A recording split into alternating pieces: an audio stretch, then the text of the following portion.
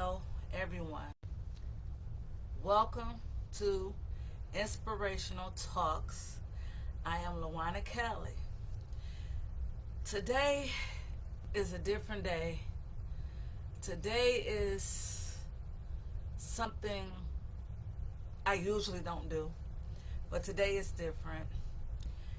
Today we're going to be talking about Naziyah Harris. This baby right here on this picture. Naziyah Harris is a young lady that touched my heart, and like many others, that has become voiceless after being sexually assaulted, sexually abused. Naziyah and I, it happened to us at the same age. I'm 13, she was 13. And please like, comment, ask questions, share, and please drop a purple heart for her. So let's get into it. Today, I speak the name of Naziyah Harris, a 13-year-old girl whose life was stolen by someone she trusted, her aunt's boyfriend, a man she called uncle. Her story echoed mine in a way it's painful and raw.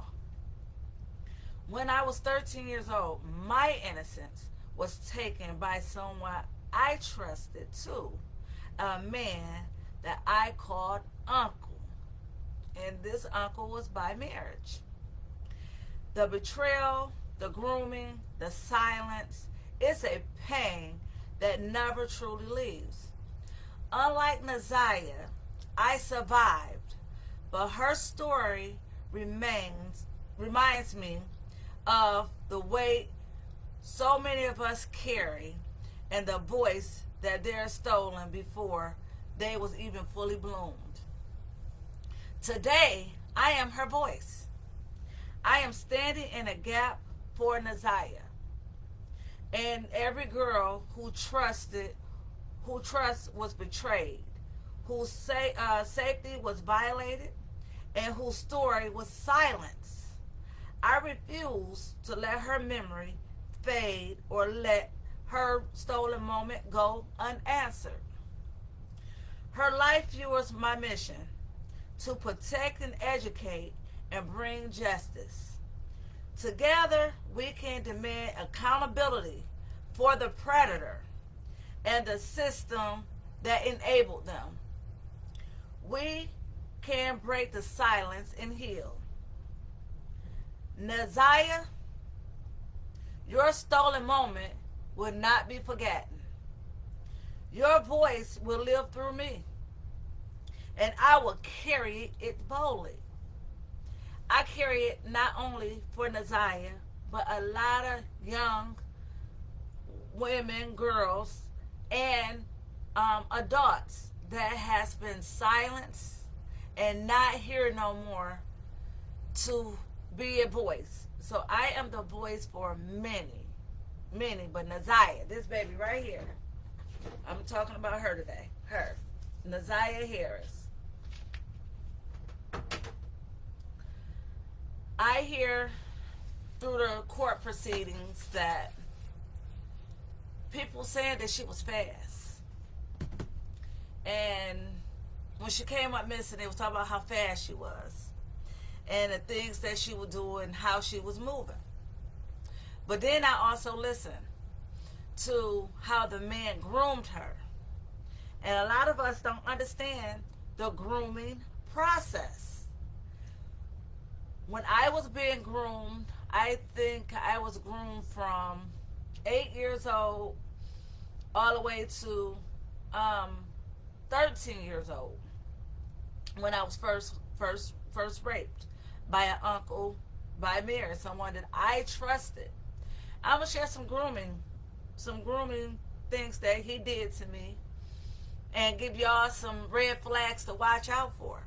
Because so many of us let our girls get attached to men, and the men get attached to our girls, or even our boys. I'm speaking across the board. And when a man take a liking to one child out of all the other children, open your eyes, people. Open your eyes. Because the man that I called my uncle, he bought me whatever I wanted. He gave me hugs. He made me feel like I was beautiful. This is all the stuff he was saying to me. He was 25 at the time, and I was young. 13 years old, 11 years old. And it got to the point it was kissing, it was touching, and they control our mind. Now, I read my court documents. I spoke about that a few months back. And I'm waiting till the investigation is get through before I even bring that back forth. And that the police have me in there dating my uncle. And have me being fast like I wanted this to happen to me. I read this, guys. Failed system. Say it with me. Y'all make sure y'all drop purple hearts for Naziyah in the comments, please. And so I was failed. I was failed by family. I was failed by, I can't even say friends because I didn't have friends, cousins. I was failed because nobody saw the signs. Then I hear that the aunties of Naziyah and the grandmother of Naziyah knew about the things that was going on, but they did not say anything. I can put myself with Naziyah where this man is controlling my every move, telling me what to do, when to do, leave school, call him from school, call him wherever I get at, stay home, don't go nowhere, you better do what I tell you to do. They control the mind of a child. And by we trust them, we listen. And then the first very thing they say, if anybody ever find out about this, I'm going to kill you. I'm going to kill you. So what we do, we remain silent. So people that never have been raped or never have been through what Naziyah went through or LaWanna Kelly went through or many others been through, I feel like they should not give their 2 cents on it, because if you have not been through it, who are you to say she was fast? Who are you to say I was fast? Or the next child? It's so many families, and they say it goes up under the black communities, but I believe it's all communities, where when things happen, it's swept under the rug. When it happened to me, family members, his family members was asking my family members, do you gotta really press charges? Then that's when they was told that I was being fast. I never been fast, y'all. Let me tell you, I never been a fast kid. I was raised by my grandmother, very respectful. But one thing they didn't teach me, if somebody touching you or hurting you, tell me. All they told me is what goes on in this house stays in this house. So we walking around with so much going on in our head in a dark space and can't talk and tell nobody about it, because who gonna trust us? Just imagine if somebody would have trusted this baby and listened to this baby. She would still be here today.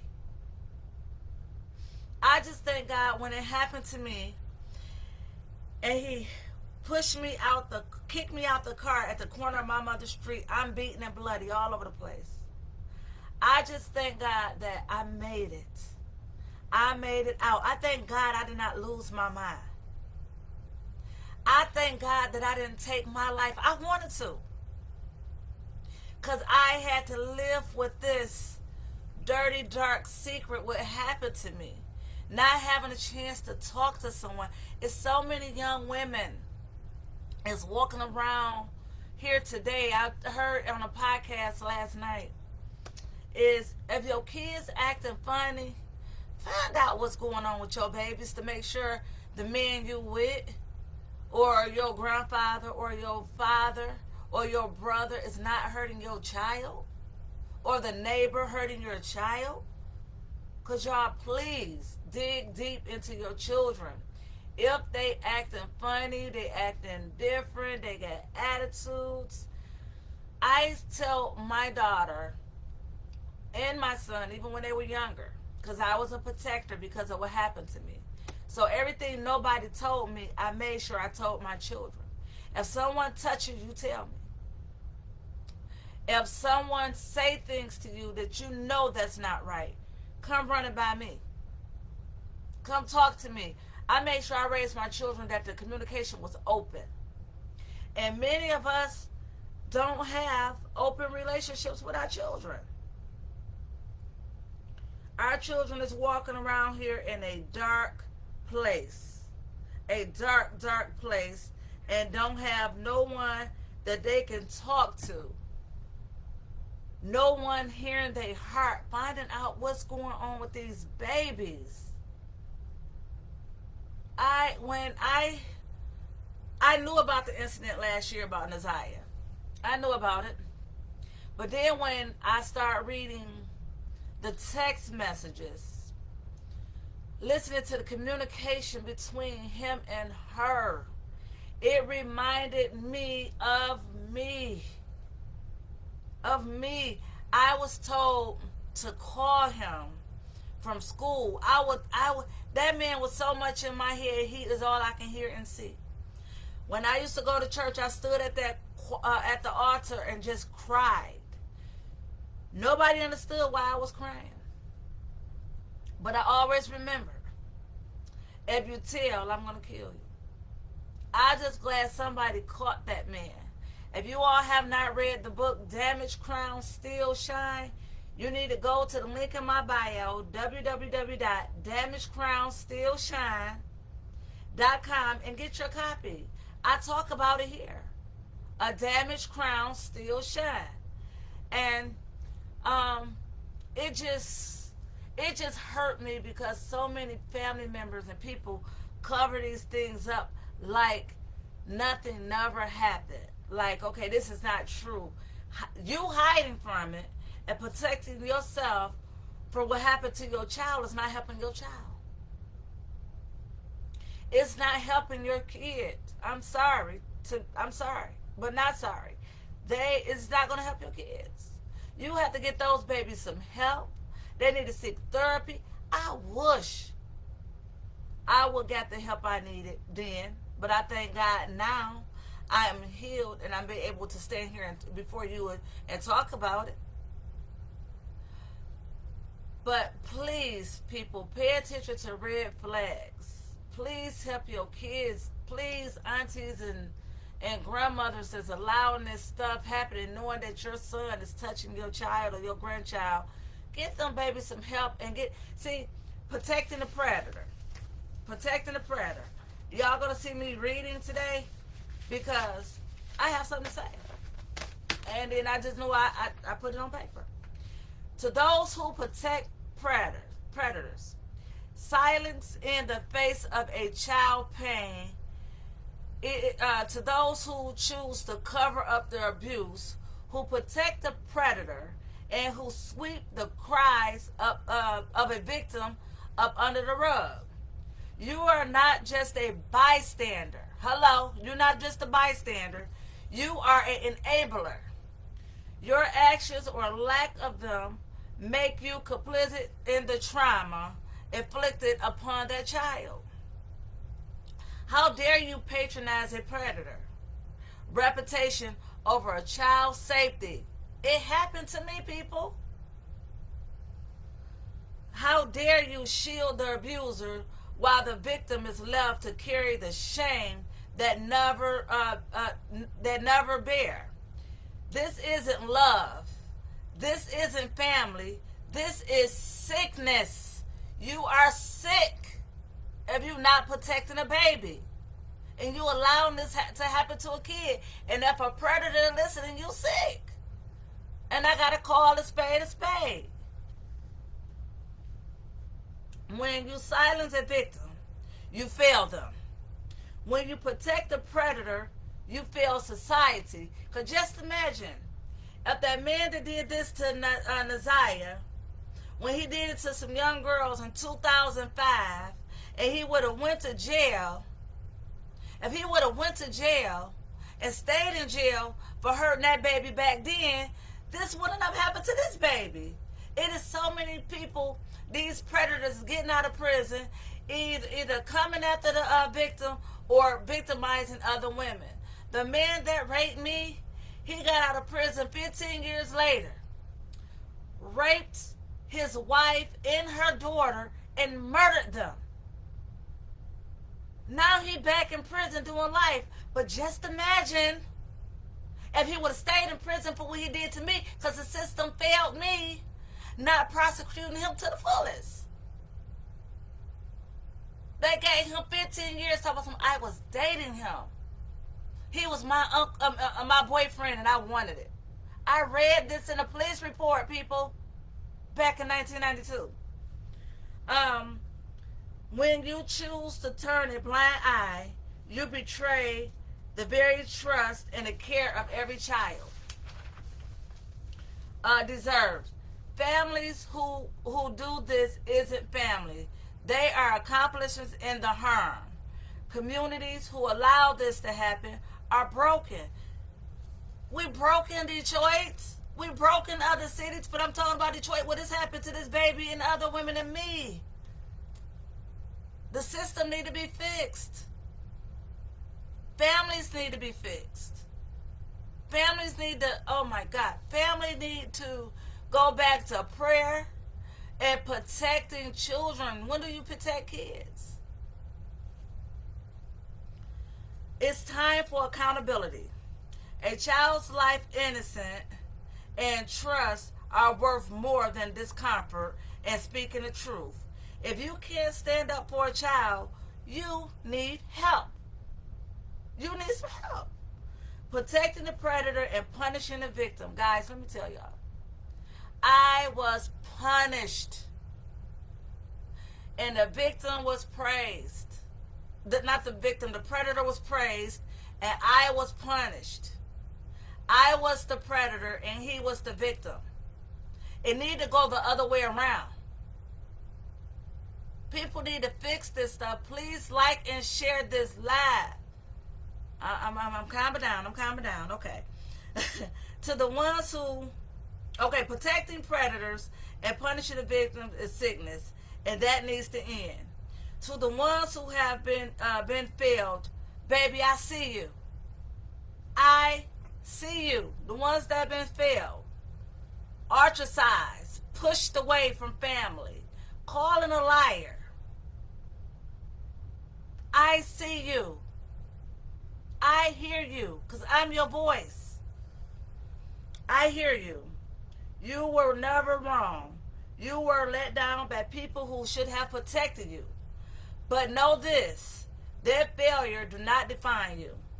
Your voice is powerful, and together we will expose the truth and break the cycle.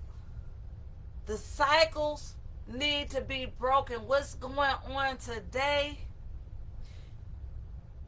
Whew. The system, guys, the system. I wish y'all could have sat back and read those 300 pages I sat there and left my husband out there in the car for almost 2 or 3 hours. Why I read all this stuff. And then as I left, I had to buy the paperwork. I had to submit the paperwork to somebody for some help.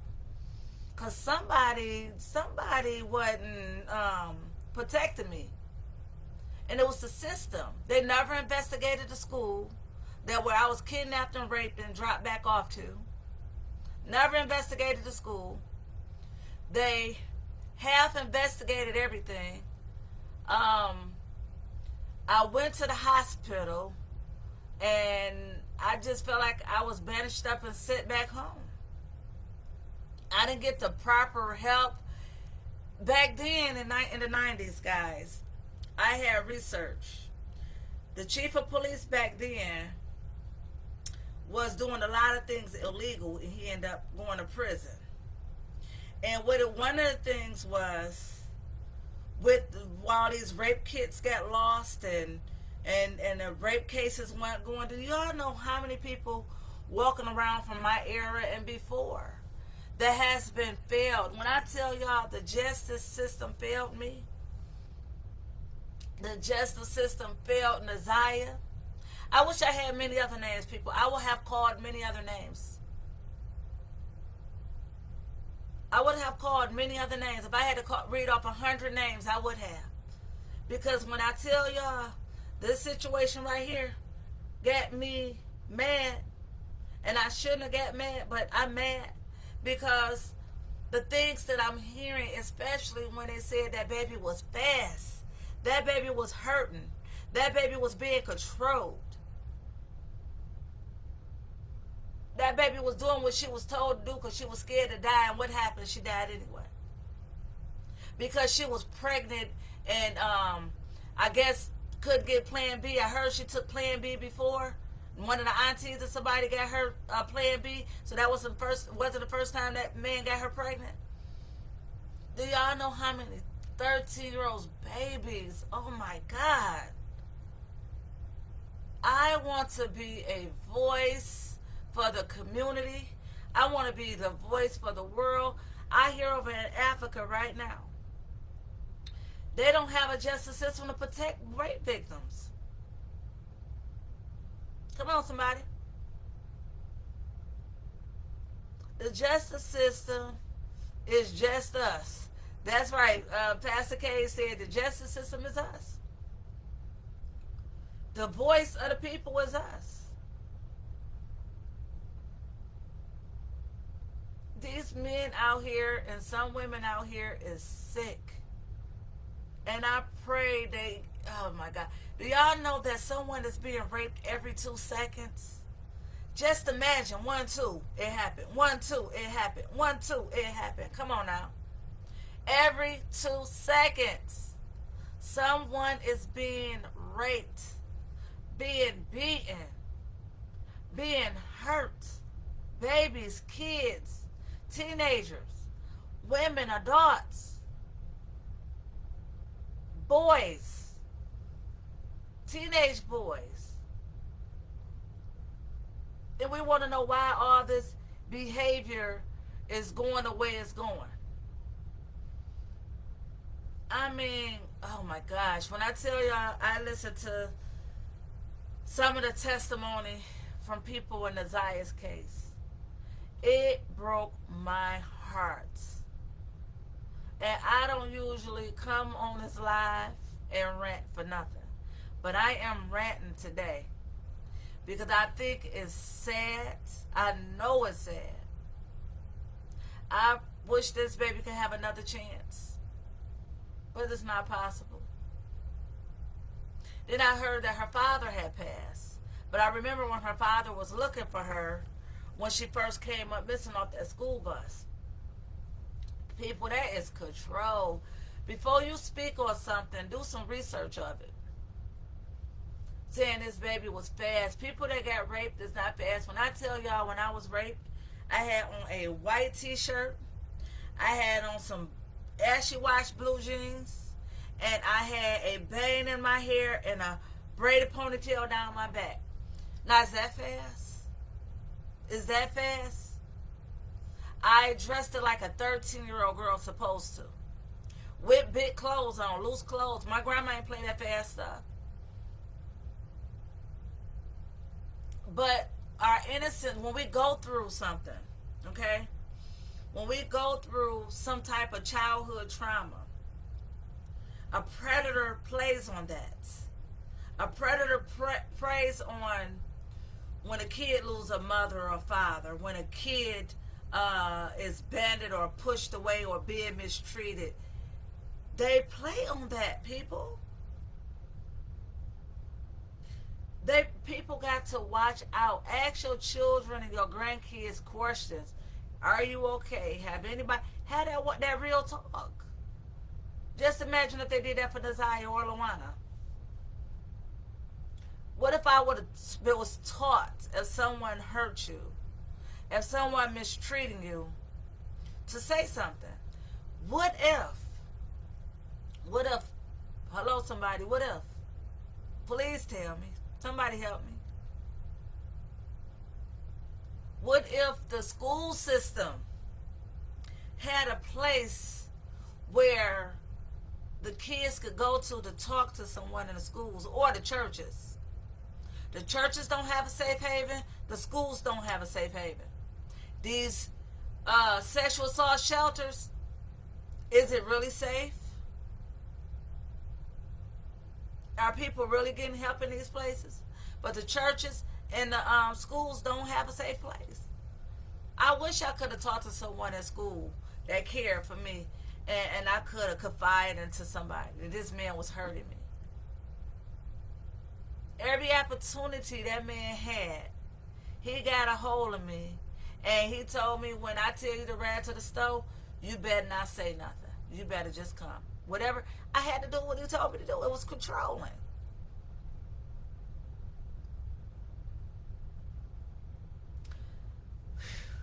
Let me tell you, I just pray that you guys understand red flags. I pray that you guys make this a conversation with the young girls around you. When your grandkids or your kids or somebody around you, talk to your kids. Have this one-on-one. My baby was at somebody's house when she was about 4 years old. The guy picked my baby up and was flipping her like this. And you see where the hand was at, in the wrong spot. He put her down. Mommy, such and such touched my cookie. I went off. I got my baby out that house and never returned back to that house. He was like, no. I was just flipping the kids. He was flipping the kids, but the hand went in the wrong spot. And I made sure my daughter understood her voice was heard. Her voice was valid. Even if somebody flipping you and the hand going the wrong place, you did right, baby. And if anybody else do it, come and tell mommy again. She was like, okay, yeah, back then, we weren't telling the kids vagina or poo-poo or something like that. It was cookie at the time.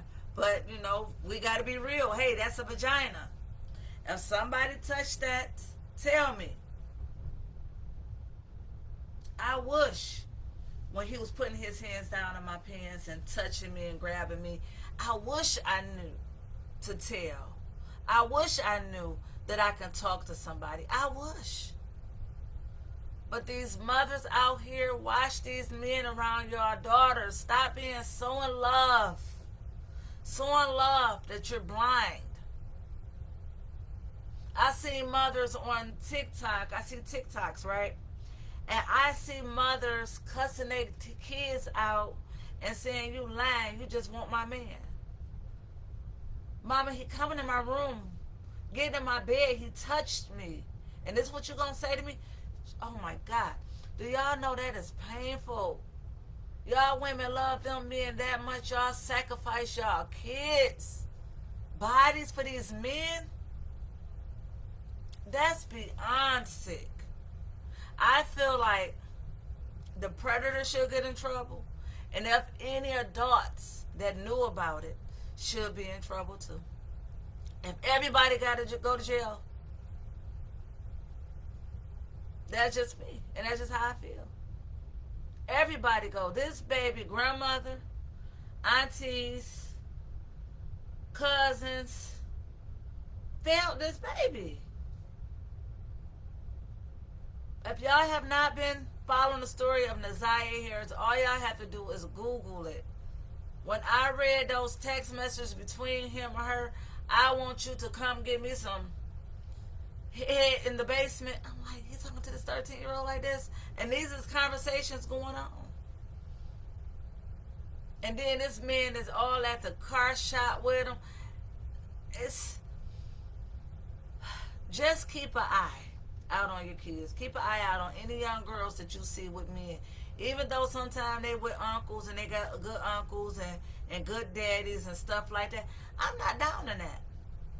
I'm not down in that. But just be careful, because he had 13 kids.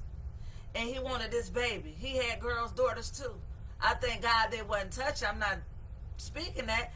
But You got kids and you doing this to this baby? Come on, somebody, please help me. Please, please help me. Let me see what time it is. 7:30. Yes.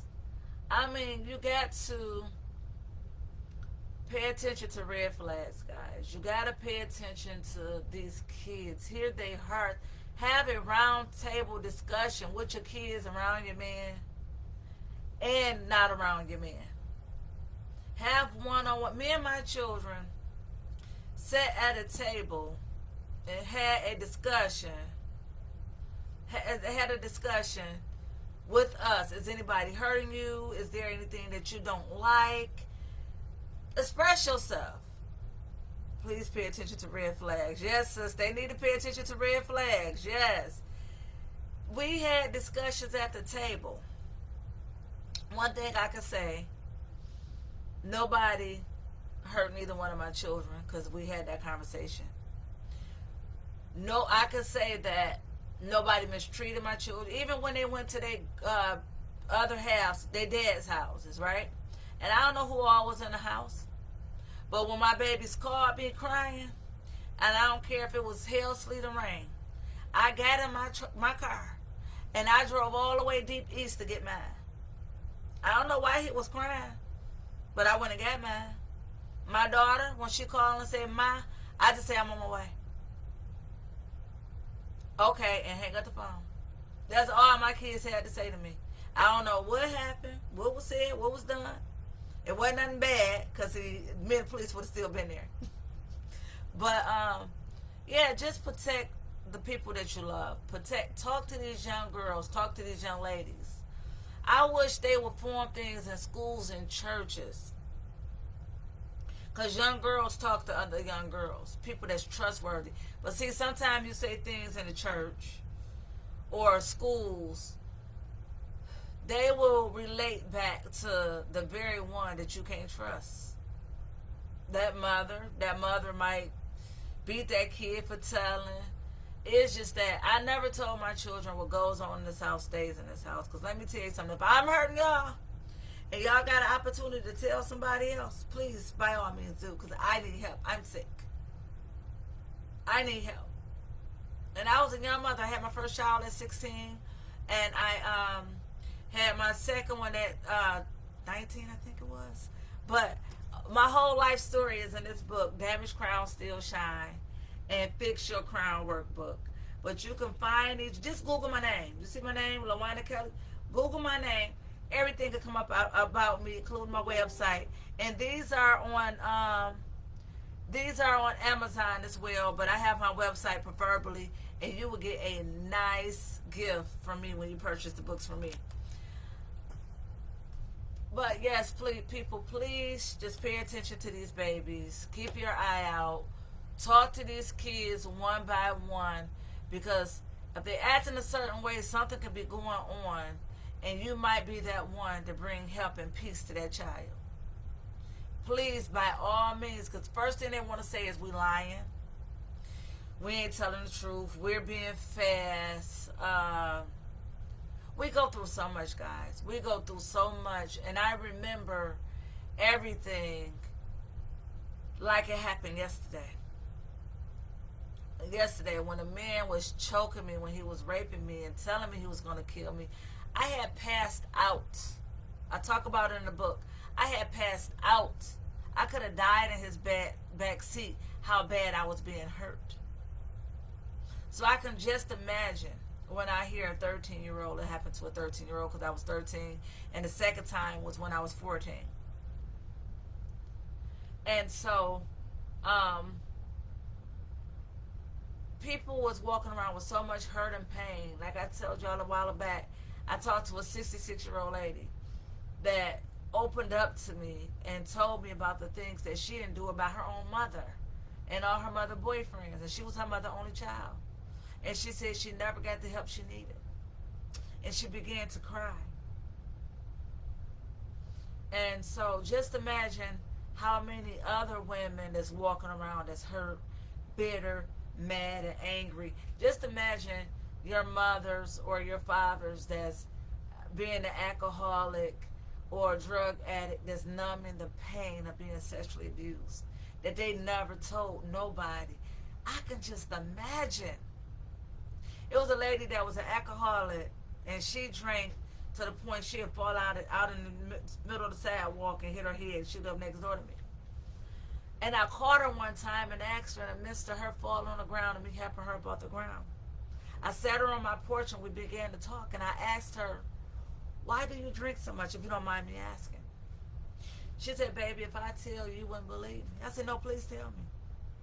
The first thing she said was my father and my brothers was raping me all the way till I turned 18. Ever since I was 2 years old, I was being raped by my father and my brothers. Just imagine. She ain't tell nobody else that. And I knew about that. I see why. I mean, when I tell y'all the lady stayed drunk and she stayed so numb.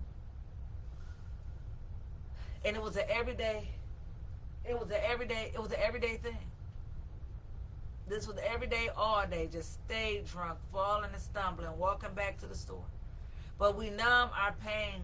Some of our parents are so bitter and hurt and pain because the things they've been through that they was never able to talk about, and then because they don't have a voice or feel like they didn't have a voice. But what I'm doing today is being Naziyah Harris' voice. Naziyah Harris. Naziyah Harris. I'm her voice today. Because I can just imagine what she would want me to tell children her age or going through this. Speak up. Find somebody you can trust and talk to about it. If the person don't believe you, tell somebody else until somebody get it right. It's kind of scary to... It was a young lady that told me she went through something, and what she did was went to the police and told the police what happened to her. And the way it happened, the police said to the young lady, it was a lady that told her this. It was a white lady that told her this. And she was a black young girl. Oh, and nobody is never going to believe you. Ain't nobody going to take your case. Ain't nobody going to believe that report. Just imagine how many kids that been to the police, been in a hospital, just like me, and nobody believed me, not even the doctors. But my butt is bleeding, my vagina bleeding, my mouth is bleeding. I was beaten, I'm bloody, and nobody believing me. Get your book. I'm literally, get your book. Damaged Crown Still Shine. Lowana Kelly. Get your book. I am raw in my book, and I'm coming from a forgiving place. But just imagine if somebody would have listened to me and hurt my heart. It was no resources back then that would help young girls like myself. I was thrown into an all-girls school. I and I was just left there. The schools didn't help me. It was for teen moms. And at the time, I wasn't even pregnant. So the girls used to pick on me. What you here for? You ain't pregnant. Taking pencils, poking me in my stomach because I was in hiding. And I couldn't tell the students that the reason why I'm there because I'm in hiding. It was witness protection or victim protection. And I couldn't tell these girls. So I remember eventually when I ended up did get pregnant. And I was in school. Finally, she pregnant. She'd been here long enough. And so, it led to me getting pregnant and dropping out of school because I was judged. I was going through so much heartache and pain. And trying to get through that pain in a dark place by yourself is hard. That place that Naziyah was in was dark. This man had to do whatever he was doing to her body. And then it was joking about, in a text message where it was about a pad. And he told her to put on a pad and said, my grandma pads is too big for me. Because you see how the little Naziyah was. If you're not just run her name Naziyah, I hashtagged her name all through my post. And she was a very little, frail little girl. So just imagine, and I was too, y'all, let me tell you. I think I was like probably 100 pounds, 102, 103 pounds when I was 13. I was real little. I was a real little bony. They used to call me olive oil. I was really skinny when I was a kid, younger girl. I didn't pick up a weight till I had my son at the age of 19, I think it was. Yeah, 19. And I didn't start picking up weight. Even when I had my daughter, I got pregnant with her and had her, I was still 120 pounds. I was really little, y'all. Little. So just imagine what this baby went through. So please like, comment, and share share this live, because I want to be a voice to her. I want to be a voice to another young girl that may come across this live. Just know it's not your fault. Just know you deserve to be able to talk to someone and get some help. It is just so sad, y'all. It's so sad. I mean, it's so many people, so many young people out here that's going through this. And I'm trying to be a big girl and not cry on here, because I'm not a crier on social media. But I would love to get young girls help. I would love to make some noise, not only for Naziyah Harris, but for Naziyah Harris and many more. Many more, include myself. When the paperwork come back and I find out what's going to happen with the justice system, because I'm still seeking justice and what happened to me, and after I read my results, and I will become live more about that. And I found out that I sent it in September and we are in January, so I feel like no news is what good news, because I haven't got anything back. So hopefully that they're taking the time out and don't look at me as a little black girl that's just trying to make some noise and get somebody in trouble. No, I'm a young girl that's getting justice for myself and others. Yes, I'm 46 years old, but I still deserve justice. Naziyah deserves justice. The many other girls and boys that's no longer here with us or is here with us in mental institutions because they lost their mind, they deserve justice. I thank God I didn't lose my mind. But we all deserve justice. And so, please, like I said, if you would love to hear my story, it is Damaged Crown Still Shine. My name is LaWanna Kelly. The website is www.damagedcrownstillshine.com. Then we got Fix Your Crown. This is on the same website. This is a workbook where you can journal and ask questions. And just remember, a damaged crown still shines, and there's always room to fix your crown. There's always room to fix your crown. Until then, I love you all.